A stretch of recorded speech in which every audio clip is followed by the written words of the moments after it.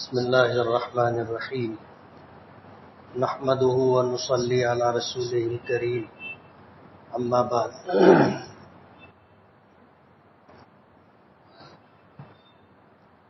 بزرگان محترم اور عزیز دوستو، ہمارا یہ عقیدہ ہے کہ خیر ہو یا شر ہو،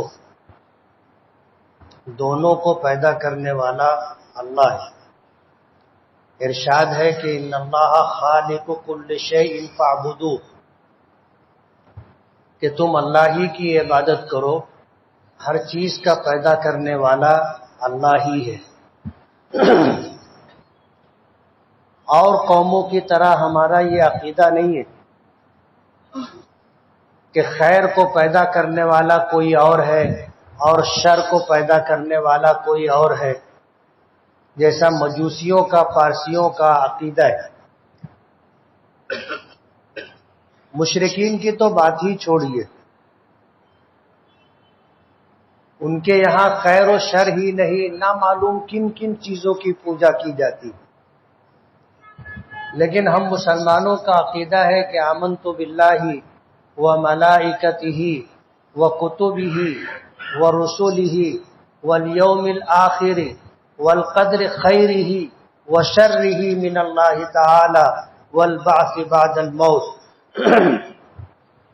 کہ ایمان لایا میں اللہ پر، اس کے فرشتوں پر، اس کی کتابوں پر، اس کے رسولوں پر، اچھی بری تقدیر پر، اور مرنے کے بعد دوبارہ زندہ ہونے پر۔ یہ ہمارا عقیدہ ہے۔ تو خیر ہو یا شر ہو، ہر چیز کا خالق اور ہر چیز کا مالک اللہ رب العالمین۔ اللہ نے جتنی بھی چیزیں پیدا فرمائی ہیں، اللہ نے کسی چیز میں نحوست نہیں رکھی۔ نبی کریم صلی اللہ علیہ وسلم نے فرمایا کہ اگر نحوست ہوتی تو 3 چیزوں میں ہوتی: عورت میں، سواری میں اور گھر میں۔ یعنی جو 3 چیزیں ہر انسان کی لازمی ضروریات میں شامل ہیں، گھر کے بغیر گزارا نہیں ہے، سر پر چھت چاہیے، سواری ضرورت کی چیز ہے، غریب سے غریب بھی آدمی سواری کا کچھ نہ کچھ انتظام رکھتا ہے، سائیکل ہو، رکشہ ہو، اپنی سواری ہو، لیکن سواری ضرورت کی چیز ہے۔ اسی طرح بیوی، مرد ہو تو اس کے لیے عورت، اور عورت ہو تو اس کے لیے مرد۔ کائنات کا نظام اللہ نے اسی طرح بنایا۔ یہی وجہ ہے کہ نکاح تمام انبیاء کرام علیہم السلام کی مشترکہ سنت ہے۔ کسی نبی نے بھی بغیر نکاح زندگی نہیں گزاری۔ جن انبیاء کرام علیہم السلام کے متعلق آتا ہے کہ انہوں نے نکاح نہیں کیا تھا، ان میں ایک نام حضرت عیسیٰ علیہ السلام کا بھی آتا ہے۔ لیکن حدیث پاک میں نبی کریم صلی اللہ علیہ وسلم نے ہمیں اس بات کی خبر دی ہے کہ قرب قیامت میں اس امت میں جو سب سے بڑا فتنہ وجود میں آئے گا دجال کا، اسے ختم کرنے کے لیے اللہ پاک حضرت عیسیٰ علیہ السلام کو آسمان سے اتاریں گے۔ اور یہ خدائی انتظام ہے کہ اس فتنے کے سدباب کے لیے اللہ نے حضرت عیسیٰ علیہ السلام کو منتخب فرمایا، اسی لیے انہیں اللہ نے جیتے جی آسمان پر اٹھا لیا۔ جب عیسائیوں نے حضرت عیسیٰ علیہ السلام کے قتل کا ارادہ کیا تو کتابوں میں آتا ہے کہ حضرت عیسیٰ علیہ السلام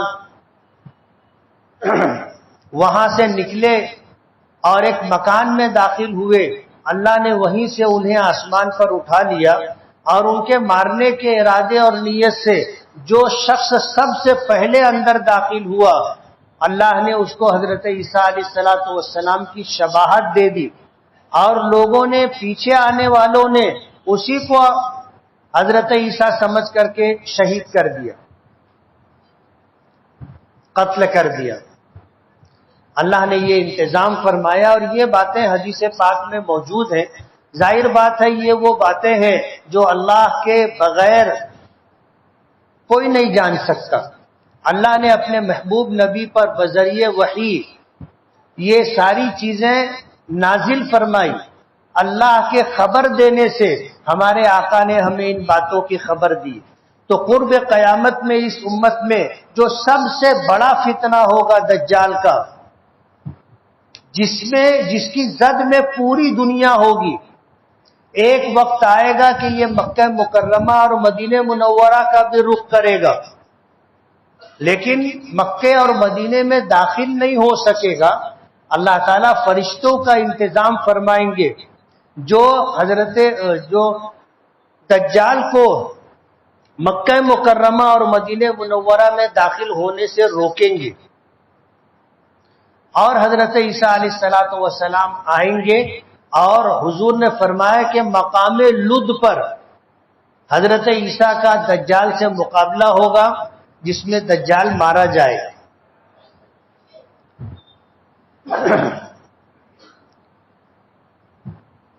تو اس امت میں جو سب سے بڑا فتنہ ہے وہ دجال ہے۔ تو حضرت عیسیٰ علیہ السلام جب اس دنیا میں تشریف لائیں گے تو حضور نے فرمایا کہ وہ نکاح بھی کریں گے، یعنی وہ بھی بے نکاحی زندگی نہیں گزاریں گے۔ اس دنیا میں جب دوبارہ اللہ پاک انہیں بھیجیں گے تو نکاح کریں گے، اور نکاح کے بعد جو عمر اللہ نے دی ہوگی وہ پوری ہوگی، اور اس کے بعد اللہ کی جوار رحمت میں چلے جائیں گے۔ تو آپ نے فرمایا کہ نحوست اگر ہوتی تو 3 چیزوں میں ہوتی: سواری میں، گھر میں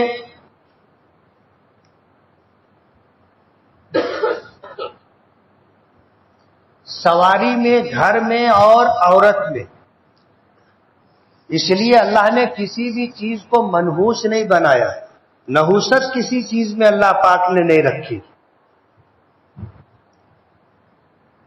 سفر المظفر 12 مہینے ہیں: محرم الحرام، سفر المظفر، ربیع الاول، ربیع الاخر، جمادی الاولی، جمادی الاخری، رجب المرجب، شعبان المعظم، رمضان المبارک، ذی-القعدۃ الحرام، ذی الحجۃ الحرام۔ ہر مہینے کے ساتھ اللہ نے ایک لفظ جوڑا ہے، جیسے محرم کے ساتھ الحرام کا لفظ ہے، محرم الحرام۔ حرام کے معنی احترام کے آتے۔ اللہ نے اس مہینے میں بڑی خیر و برکت رکھی۔ دوسرا مہینہ ہے سفر المظفر۔ ہمارے یہاں مردوں میں تو کم، خواتین میں یہ بات زیادہ مشہور ہے کہ یہ سفر کا مہینہ منحوس ہے۔ ہمارے یہاں اسے 13 تیزی کہا جاتا ہے۔ اس مہینے میں شادی کرنا، بیاہ کرنا، کوئی اچھا کام کرنا منحوس سمجھا جاتا ہے کہ نہیں کرنا چاہیے۔ اللہ کا بہت بڑا کرم ہے، ہمارے شہر میں ماضی میں تو یہ بات کھل کر دکھتی تھی، لیکن علماء کرام کی محنتوں کی وجہ سے اب یہ ماضی کا ایک حصہ ہو چکی، لیکن ابھی بھی خواتین میں خاص طور پر یہ چیز ہے، اور وہ آپس میں اس بات کا تذکرہ کرتی رہتی ہے۔ ہم لوگوں سے مسئلہ پوچھا جاتا ہے تو ہمیں بھی پتہ چلتا ہے کہ سماج میں کیا چل رہا ہے۔ تو خواتین میں یہ بات چلتی ہے کہ یہ سفر کا مہینہ منحوس ہے۔ نبی کریم صلی اللہ علیہ وسلم کی طبیعت اسی مہینے میں خراب ہوئی تھی، اور پھر آپ کا انتقال ہوا، اللہ کی جوار رحمت میں چلے گئے۔ تو اس مہینے کو منحوس سمجھا جاتا ہے۔ نبی کریم صلی اللہ علیہ وسلم نے پہلے سے ہمیں اس بات کی خبر دی تھی۔ حضرت ابو ہریرہ رضی اللہ تعالی عنہ کی روایت ہے، فرماتے ہیں کہ نبی کریم صلی اللہ علیہ وسلم نے فرمایا کہ لا طیرہ، لا عدوى، ولا طیرۃ ولا حامۃ ولا سفر۔ زمانے جاہلیت میں لوگوں کا یہ عقیدہ تھا کہ چھوت چھات کی جو بیماریاں ہوتی ہیں متعدی ہوتی۔ حضور نے فرمایا لا عدویٰ، کوئی بیماری متعدی نہیں ہوتی، چھوت چھات کی اسلام میں کوئی حیثیت نہیں ہے۔ ایک صحابی کہنے لگے کہ اللہ کے رسول، ہمارا مشاہدہ تو اس کے برخلاف ہے، اور ہمارا مشاہدہ یہ ہے کہ ہمارے سارے اونٹ جو ریگستانوں میں رہتے ہیں وہ ہرن کی طرح چمکتے ہوتے، بالکل صاف ستھرے، اور ان کی جلد اور کھال ہرن کی طرح چمکتی ہوئی ہوتی ہے۔ لیکن ایک خارشی اونٹ، ایسا اونٹ جس کو خارش کی بیماری ہو، وہ آ جائے تو تمام اونٹوں کو خارش ہو جاتی ہے۔ حضور پاک صلی اللہ علیہ وسلم نے پوچھا کہ یہ جو پہلا اونٹ تھا اس کو خارش کیسے ہوئی تھی؟ جو یہ پہلا اونٹ آ کر کے اچھے اونٹوں میں شامل ہوا، اس پہلے اونٹ کو خارش کیسے ہوئی تھی؟ تو وہ کہنے لگے کہ یہ تو من جانب اللہ تھی۔ تو فرمایا کہ یہ بھی من جانب اللہ ہے، بقیہ تمام اونٹوں کو جو خارش ہوئی یہ بھی من جانب اللہ ہے۔ یہ ہمارا عقیدہ ہے کہ خیر کا پیدا کرنے والا بھی اللہ ہے اور شر کا خالق بھی اللہ ہے۔ کچھ چیزیں سبب کے درجے میں ہوتی ہیں، تو یہ ہے ہمارا عقیدہ کہ کرنے والی ذات اللہ کی ہے۔ سبب کے درجے میں کچھ چیزیں ایسی ہوتی ہیں جو دکھ کر کے آتی، جو صحابی نے ذکر کیا، لیکن حضور نے عقیدہ درست کروایا، فرمایا لا عدویٰ، بیماریاں متعدی نہیں ہوتی، ولا طیرۃ، ہمارے یہاں بدشگونی نہیں ہے۔ بدشگونی نہیں ہے کہ گھر سے نکلے کوا بیٹھا تھا اس کو اڑایا، اگر وہ دائیں طرف گیا تو آدمی یہ سمجھے کہ اب میں جس کام کے لیے نکلا ہوں وہ ہو جائے گا، اور اگر بائیں طرف کوا اڑ کے چلا گیا تو یہ بدشگونی ہوتی ہے کہ میں جس کام کے لیے نکلا ہوں وہ اب ہوگا نہیں، اس میں بادھا پڑ جائے گا۔ ہمارے یہاں اور بھی چیزیں ہیں، باہر نکلے بلی سامنے سے گزر گئی تو بولے بلی نے راستہ کاٹ دیا، کالا کتا نظر آ گیا، لوگ بدشگونی لیتے ہیں کہ آج کا دن اچھا نہیں رہے گا۔ سلیمان ابن عبد الملک بنو امیہ کا ایک بادشاہ گزرا ہے، وہ تیاری کے ساتھ شکار کے لیے نکلا، راستے میں اس کو جو پہلا آدمی ملا وہ کانا تھا، تو اس نے یہ بدشگونی لی کہ اب اپنے سفر کو ناٹ لگ گئی۔ اس نے کہا کہ اس کو پکڑ کر کے کنویں میں ڈال دو۔ اس زمانے میں جو جیل ہوتی تھی وہ کنواں ہوتا تھا، اب تو جیل بنائی جاتی ہے، اس زمانے میں کسی کو قید کرنا ہوتا تھا تو اس کو کنویں میں ڈال دیتے تھے۔ اب ظاہر بات ہے کنویں میں ڈال دیے تو وہ جائے گا کہاں، نکلنے کا کوئی انتظام نہیں ہوتا تھا، تو اس کو کنویں میں ڈال دیا۔ اب سلیمان ابن عبد الملک شکار پر چلا گیا، اور اتفاق کی بات کہ اس سفر میں شکار بہت اچھا ہوا،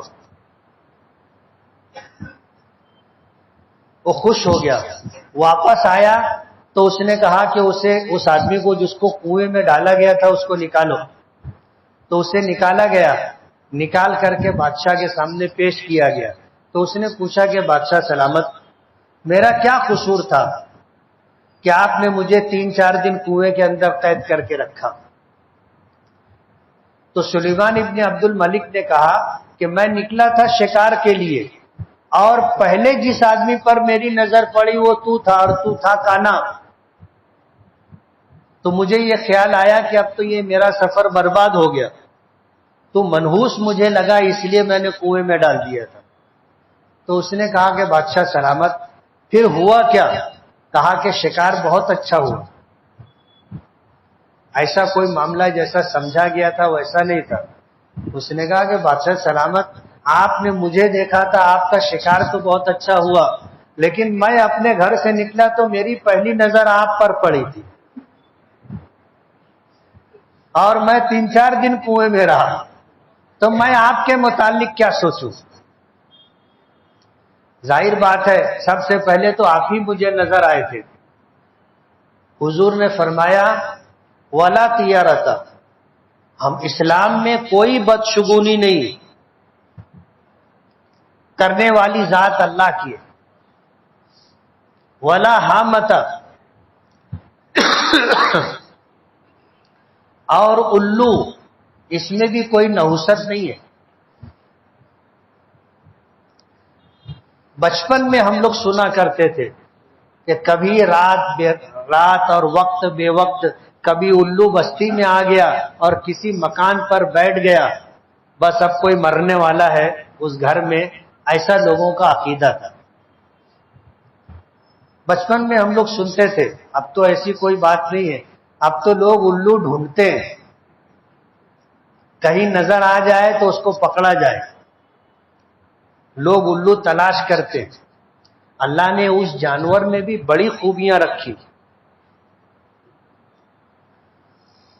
حضور زمانے جاہلیت میں یہ عقیدہ تھا کہ الو منحوس جانور ہے. آج بھی لوگ سمجھتے ہیں ایسا کہ الو جو ہے منحوس جانور ہے، اگر بستی کا رخ کیا تو اب بستی ویران ہو جائے گی، بستی میں آیا تو اب مندی کے بادل چھا جائیں گے، اور کسی کے مکان پر بیٹھا تب اس مکان والوں کی خیر نہیں.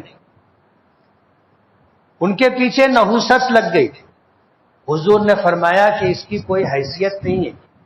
ولا سفر، اور زمانہ جاہلیت میں بھی سفر کے مہینے کو منحوس سمجھا جاتا تھا. حضور نے فرمایا کہ ایسی کوئی بات نہیں ہے. اللہ نے ہر ایک کی تقدیر بنائی. میں نے ایمان مفصل پڑھا کہ آمنت باللہ و ملائکتہ و کتبہ و رسولہ والیوم الآخر، آخرت کا دن ہے. اس دنیا کے بعد ایک دنیا اور ہے، اور پہلا دن جو ہوگا وہ یوم آخرت ہوگا، حساب و کتاب کا دن ہوگا. ہمارا ایمان ہے. اور پھر والقدر خیرہ، ہر خیر مقدر سے ہے، وشرہ، ہر شر مقدر سے ہے. یہ اللہ کا فیصلہ ہے. اللہ نے مجھے پیدا کیا، آپ کو پیدا کیا، میرا نصیب اور مقدر بھی اللہ نے طے کر دیا ہے، آپ کا نصیب اور مقدر بھی اللہ نے طے کر دیا ہے. ہوگا وہی جو اللہ پاک کا فیصلہ ہے. یہ ہے ہمارے ایمان کا ایک حصہ کہ اچھی بری تقدیر دونوں اللہ پاک کی طرف سے. والبعث بعد الموت، اور ہمارے ایمان و عقیدے کا ایک حصہ یہ بھی ہے کہ مرنے کے بعد ہمیں دوبارہ زندہ ہونا ہے. تو کسی بھی چیز میں اللہ نے نحوست نہیں رکھی ہے. ہمیں اپنا عقیدہ درست کر لینا چاہیے. شادی وغیرہ کے لیے جب سردار لوگ بیٹھتے ہیں، اہلکار حضرات، اگوا لوگ جب بیٹھتے ہیں تو کیلنڈر بھی رکھتے ہیں تاریخ کے لیے. اسی کیلنڈر پر کہیں لکھا ہوتا ہے قمر در عقرب. اللہ نے آسمان میں جو ستارے بنائے ہیں ہر ایک کا نام ہے، چاند ہے، سورج ہے، پھر مریخ ہے، ایسے ہی ایک عقرب ہے، یعنی عقرب بچھو کو کہتے ہیں. اور ہر ستارے کی اپنی چال ہے، سب متحرک ہیں، چلتے رہتے ہیں، کسی کا کہیں پر ملاپ بھی ہوتا ہے. تو قمر در عقرب یعنی چاند جب عقرب کی چال میں آئے گا تو ایسا عقیدہ ہے کہ وہ منحوس دن ہوگا، منحوس وقت ہوگا. وہ کیلنڈر پر لکھا ہوتا ہے قمر در عقرب، یعنی اب وہ منحوس گھڑی ہے اس تاریخ کو. تو بولتے یہ منحوس دن ہے، اس کو مت پکڑو. ایک مرتبہ کسی کا فون آیا، وہ کہنے لگا بولے مفتی صاحب ایک مسئلہ پوچھنا تھا. میں نے کہا پوچھو. بولے گھر میں شادی کی تاریخ پکڑی جا رہی ہے، کیلنڈر دیکھے تو اس میں وہ تاریخ قمر در عقرب کی. دوسری کمپنی کا کیلنڈر دیکھے تو اس میں اس دن قمر در عقرب نہیں بتا رہا ہے، دوسرے دن بتا رہا ہے. تو اب تم بتاؤ کون سے دن قمر در عقرب ہے؟ میں نے کہا میں فلکیات کا ماہر نہیں ہوں، مجھے پتہ نہیں ہے. ہاں مسلمان ہوں اور دین کا علم رکھتا ہوں، اللہ اس کے رسول نے فرمایا کہ کوئی دن، کوئی وقت، کوئی ساعت، کوئی مہینہ منحوس نہیں ہے۔ اس لیے اب بتانے والوں نے کسی دن بتایا، دوسرے کیلنڈر میں دوسرے دن ہے، تو اس سے کچھ ہوتا نہیں ہے۔ آپ کہو آمنت باللہ، میں اللہ پر ایمان لایا، کرنے والی ذات اللہ کی ہے۔ آپ اپنی سہولت سے جو تاریخ پکڑنا چاہیں پکڑ لیں۔ بولے گھر کے لوگ نہیں مانتے، تو میں نے کہا تاریخ یہ چھوڑ کے دوسری تاریخ پکڑ لیں۔ کبھی ایسا ہوتا ہے نا کہ کوے کا ڈال پہ بیٹھنا اور ڈال کا ٹوٹنا۔ آدمی کی جب بدگمانی کر لیتا ہے تو کبھی اس کے گمان کے مطابق ہو بھی جاتا ہے۔ حدیث قدسی ہے، اللہ پاک فرماتے ہیں انا عند ظن عبدی بی، میرے بندے کا مجھ سے جیسا گمان ہوتا ہے میں اس کے لیے ویسا کر دیتا ہوں۔ اب تمہاری بدگمانی ہے کہ یہ دن منحوس ہے، نہیں سمجھ میں آ رہی ہے ایمان و عقیدے کی بات، تو یہ تاریخ چھوڑ دو، دوسری تاریخ پکڑ لو۔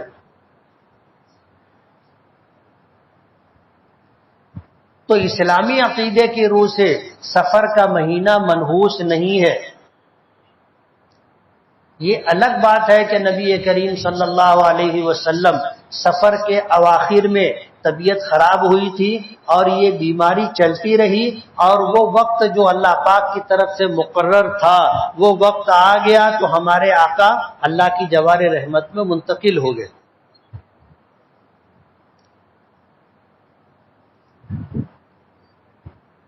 ایک آپ کی ذات تھی جو کائنات انسانی میں اللہ رب العالمین کے بعد سب سے زیادہ معتبر، سب سے زیادہ محترم شخصیت تھی۔ تو میں یہ کہہ رہا تھا کہ اللہ نے جو مہینے بنائے ہیں ان کے نام جو ہے ہر نام کا ایک حصہ ہے، کہ جیسے محرم کے ساتھ الحرام کا لفظ، سفر کے ساتھ سفر المظفر، مظفر کے معنی کامیاب، ظفر کامیابی کو کہتے ہیں، مظفر وہ شخص یا وہ مہینہ جس میں کامیابی اور کامرانی اللہ پاک عطا کرتے، اور ہم لوگ اس کو منحوس سمجھتے ہیں۔ اس لیے ہمیں اپنی سوچ تبدیل کرنا چاہیے۔ ایمان کا کمال یہ ہے کہ آدمی ان تمام تر معاملات میں اللہ کی ذات پر ایسا مضبوط ایمان اور عقیدہ رکھے کہ کرنے والی ذات میرے پروردگار کی ہے، ہوگا وہی جو وہ چاہے گا، ہوگا وہی جو وہ چاہے گا۔ اسی لیے نحوست کا جو معاملہ ہے، ان چیزوں کے بارے میں خیر ہو یا شر ہو اس کا خالق اور مالک اللہ ہے، اور اللہ کے قبضے قدرت میں کامیابی اور ناکامی دونوں ہے۔ جیسا بندہ اللہ سے گمان رکھتا ہے اللہ اس کے گمان کے مطابق فیصلہ کرتا ہے۔ اس لیے ہم لوگوں کو اصل تو اللہ کی ذات پر ایمان اور بھروسہ رکھنا چاہیے، اور سبب کے درجے میں ان جیسی چیزوں سے ہم لوگوں کو بچنا چاہیے۔ ایسا کوئی کام، ایسی کوئی بات جس سے ہمارا عقیدہ اور ایمان متاثر ہو، اس سے اپنے آپ کو بچانا چاہیے۔ ایک آخری بات کہہ کر کے اپنی بات ختم کروں گا کہ غیر مسلم بھائیوں کا تہوار ہے گنپتی کا، یہ ان کا مذہبی تہوار ہے، اور اسے مذہبی طور پر وہ لوگ مناتے ہیں۔ اس میں کیا سچائی ہے اس سے ہمیں کوئی لینا دینا نہیں، یہ ان کی عقیدے اور آستھا کی بات ہے۔ ہم عقیدے اور آستھا کی بات اپنے عقیدے اور آستھا کی کرتے ہیں، اور دوسروں کے عقیدے اور آستھا سے متعلق ہم کوئی چھیڑ چھاڑ نہیں کرتے۔ یہ ان کے عقیدے اور آستھا کی بات ہے، وہ کریں، وہ جانیں۔ لیکن ظاہر بات ہے یہ تہوار ہمارا نہیں ہے، یہ تہوار ہمارا نہیں ہے۔ جب تک آپس میں محبت تھی، تعلق تھا، اس وقت ایک دوسرے کے یہاں آنا جانا کوئی خراب بات نہیں سمجھی جاتی تھی۔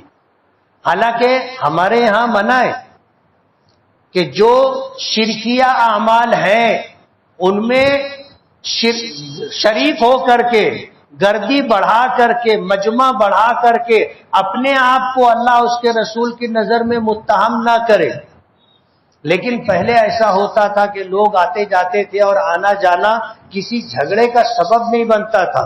اب حالات بدل گئے، نفرت پیدا کرنے والوں نے، فرقہ پرستوں نے اور ہندوتوا وادیوں نے ایسا ماحول بنا دیا ہے کہ پچھلے چند برسوں سے ایسے حالات ہیں کہ ہمارے لوگ ان کے ان پروگراموں میں جاتے ہیں اور مار کھا کر کے واپس آتے ہیں۔ اولاً تو ہمیں منع کیا گیا ہے، ہمیں جانا نہیں چاہیے، یہ ہماری شریعت کا حکم ہے۔ نبی کریم صلی اللہ علیہ وسلم نے فرمایا من کثر سواد قوم فہو منہم، جو کسی قوم کے مجمع کو بڑھاتا ہے اس کا شمار انہی لوگوں میں کیا جاتا ہے۔ اب اگر کہیں شرکیہ عمل ہو رہا ہے اور آپ نے اس میں جا کر کے شرکت کی تو حضور کے خبر دینے کے متعلق آپ بھی انہی لوگوں میں سے ہو۔ اور آپ سمجھ رہے ہو اس جملے کا کیا مطلب ہے۔ اس لیے گنپتی کا تہوار ہمارے غیر مسلم بھائیوں کا چل رہا ہے، اس میں مختلف پروگرام ان کے ہوتے ہیں، جیسے ڈانڈیا کھیلی جاتی ہے، ان کی بہنیں، بیٹیاں، خواتین اس پروگرام میں شریک ہوتی ہیں، ہمارے نوجوان وہاں جاتے ہیں۔ اور ظاہر بات ہے کہ جب وہاں گئے تو شرن تو منع ہے، جانا نہیں چاہیے، اور وہاں اگر گئے تو جانے کے بعد کچھ اس طرح کی حرکتیں یہ لوگ کرتے ہیں جس کی وجہ سے یہ مار کھاتے ہیں، بے عزت اور رسوا ہوتے ہیں، اور شہر کا لا اینڈ آرڈر خراب ہونے کا اندیشہ ہوتا ہے۔ اس لیے غیر مسلم بھائیوں کا تہوار ہے، ان کو منانے دیجیے۔ آپ کے دھرم نے، آپ کی شریعت نے آپ کو منع کیا ہے، یہ ان کا مذہبی تہوار ہے، آپ کو اس میں شرکت نہیں کرنی ہے۔ اور ان کی بہنیں، بیٹیاں، خواتین اگر کوئی پروگرام کرتی ہے تو وہاں جانا اور ایسی حرکت کرنا جو آپ کے لیے، آپ کے خاندان کے لیے رسوائی کا سبب ہو اور اپنے شہر کے لیے فساد کا سبب بنے، ایسی چیزوں سے بچنا ضروری ہے۔ ہماری شریعت ہر اعتبار سے مکمل ہے۔ آپ اندازہ کریں کہ یہ چیزیں تو کب کی ہیں پتہ نہیں، لیکن اسلامی تعلیمات نے ہمیں رہنمائی دی ہے، ہمیں منع کیا ہے کہ آپ کو ان جیسے پروگراموں میں نہیں جانا ہے۔ ہمارے آقا کا بالکل واضح ارشاد ہے کہ من کثر سواد قوم فہو منہم، جس نے کسی قوم کے مجمع کو بڑھایا، ان کا پروگرام ہے، آپ نے شرکت کی، گردی بڑھی، آپ کا شمار بھی انہی لوگوں میں ہوگا۔ اس لیے اپنے ایمان و عقیدے کی فکر کیجئے، یہ وہ قیمتی سرمایہ ہے جس کی وجہ سے دنیا اور آخرت دونوں جگہ آپ کو اللہ کی رضا نصیب ہوگی اور کامیابی و کامرانی آپ کے ہمرکاب ہوگی۔ اور اگر خدا نہ خواستہ ایمان و عقیدے کی آپ نے فکر نہیں کی اور خدا نہ خواستہ اس سے آپ محروم ہو گئے، ایمان نہیں رہا آپ کے پاس، تو خسرت دنیا والآخرہ، دنیا اور آخرت دونوں جگہ آپ کو ناکامی اور نامرادی سے سامنا کرنا پڑے گا۔ اللہ تعالی ہم لوگوں کی حفاظت فرمائے، ہمیں صحیح عقیدے پر اور ایمان اور اللہ اس کے رسول کی تعلیمات پر عمل کرنے کی توفیق دے۔ وآخر دعوانا ان الحمدللہ رب العالمین۔